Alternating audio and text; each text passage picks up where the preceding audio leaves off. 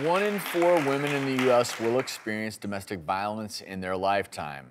Those who haven't may wonder, if it's so bad, why doesn't she just leave? Prevention and Education Manager at Domestic Violence Shelter Laura's House, Jennifer Ponce, says it's not that simple. Thank you for being here. Can you talk a little bit about what people need to know when it comes to fleeing a violent situation?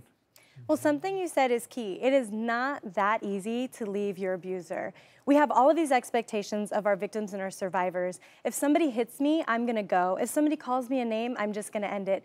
The simple fact is it's not that easy, because domestic violence is about 2 things. It's about power and it's about control. Yep. So this perpetrator, they have a need. They have a need to have power and control, and they have a need to have power and control over you.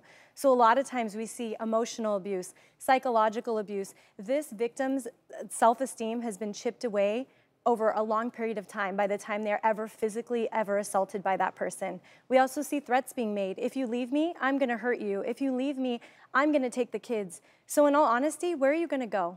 How are you gonna get out? We want people to know and understand that that's not love.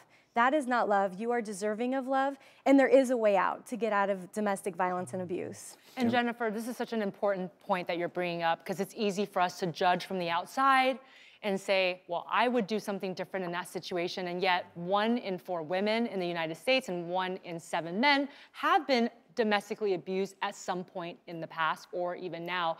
And I think you bring up a really good point about the fact that it's gradual. Yes. It's not that on your first date, they're striking you. There's an aspect of coercive control where they start to isolate you, start to deprecate your self-esteem, start to make themselves the center of your life. Only I love you, only I care about you this way. And they tell you a narrative and break you from the types of communities that you would actually get strength from. And so this type of coercive control is how they're able to keep somebody in their grasp for as long as sometimes several years.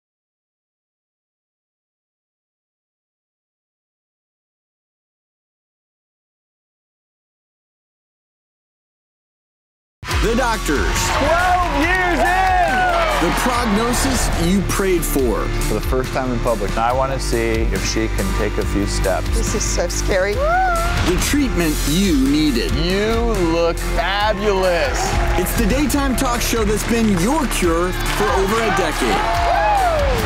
That is literally taking the lives from their community. I can't believe that this is happening. With the issues affecting your health right now. It is not housing, it is not economic inequality, it is a health crisis. I lied to you, and I lied to you. I have a truth that I'm going to reveal. The Doctors, on call for season 12.